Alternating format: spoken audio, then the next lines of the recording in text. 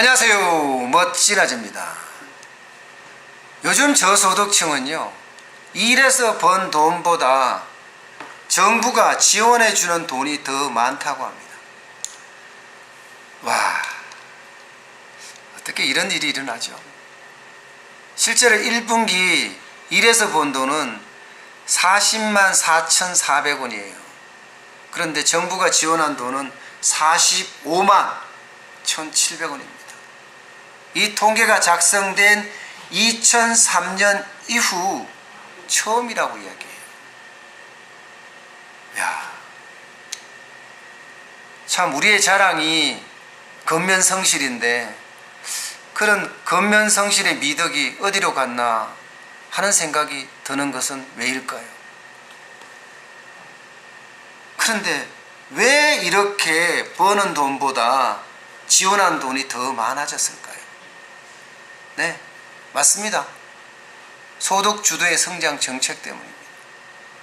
2년 동안 최저임금이 얼마나 올랐습니까? 29.1% 올랐죠. 주 52시간 근로제는요, 너무 성급하게 도입했다는 거죠. 주 68시간 근로제에서 갑자기 16시간을 단축을 했어요. 그러다 보니까 산업계 여기저기에 충돌이 있고 불협화음이 있어진 겁니다. 특히 자영업종에 엄청난 타격을 줬어요. 경기의 최끝단에 있으니까 아무래도 가장 빨리 영향을 받겠지요. 자영업종은요, 전체 취업자 수 중에서 25%나 담당을 하고 있습니다. 근데 여기에 큰 충격파를 주니까 어떻게 되겠습니까? 일단 직원을 내보내겠죠. 그죠? 그래도 장사가 안 되면 본인 스스로도 망하는 거예요. 이게 진짜 가공할 만하게 많은 사람들이 나갔고요. 또 많은 자영업자가 폐업을 했습니다. 그러니까 일자리가 없어진 거예요. 저소득층이 일하고 싶어도 일할 자리가 그만큼 줄어들었다는 의미이기도 합니다. 사실 저소득층, 소득 1분위 사람들은요, 자영업종에 일을 많이 하고 있었거든요. 그런데 자영업종이 폭망을 하니까 일자리가 그만큼 줄어들고, 일자리가 줄어드니까 근로소득이 그만큼 줄어드는 탓입니다. 또 있습니다. 자영업종이 계속 하루가 멀다 하고 폭망하니까 이들이 2분위에 속해 있다가 1분위로 떨어진 결과이기도 해요. 그만큼 많이 망했다는 이야기예요. 반면에 노인 가구는요, 정부 지원금이 많아져서 1분위에 있다가 2분위로 올라갔어요. 하하, 참 안타깝네요. 실제로 보면 통계청에 조사한 자료를 보면요, 65세 노인 비중이 1분위에서요 59.4%에서 52.7%로 2.7%포인트 줄어들었습니다. 나이가 줄어들었다, 이것은 두 가지로 해석할 수 있거든요. 하나는 젊은 사람들이 1분위로 많이 내려왔다, 이렇게 해석할 수가 있고요. 또 하나는 나이 드신 분들이 2분위로 올라갔다, 이렇게 해석할 수 있습니다. 실제로 1분위 가구주의 평균 연령이 1년 전에 비해서요 63.3세로 0.1세 낮아졌습니다.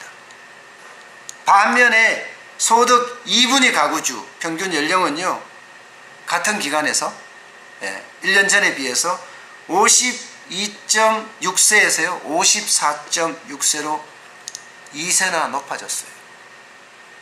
제 말이 맞죠? 자영업자가 몰락해서 1분위로 내려오고요, 정부의 지원금을 많이 받아서 2분위로 올라간 결과라는 거예요.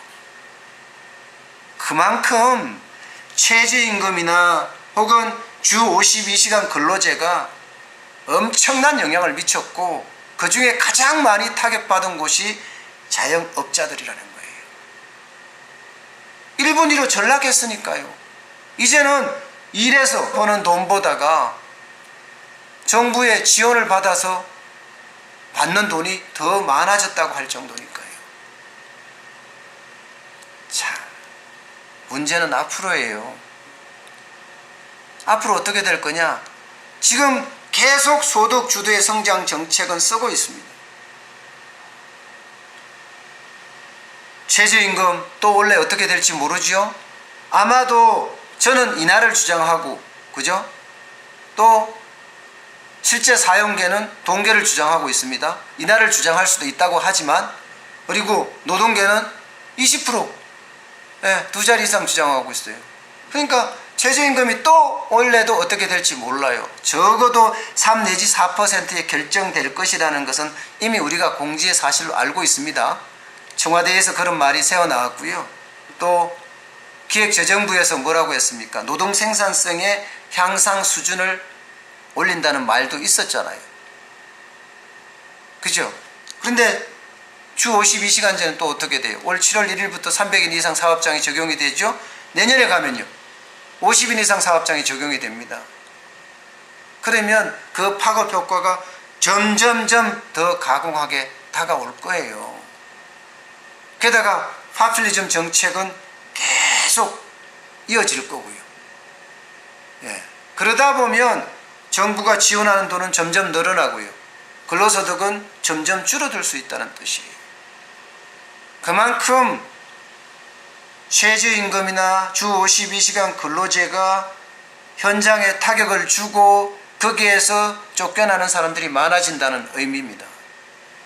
많이 쫓겨나니까 그에 대한 공적 부조도 만들어 줄 거고요.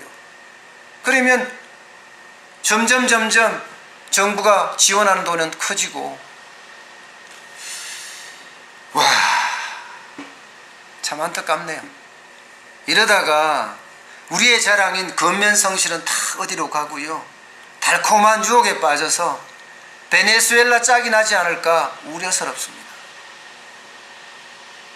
오늘은 여기까지 하겠습니다. 고맙습니다.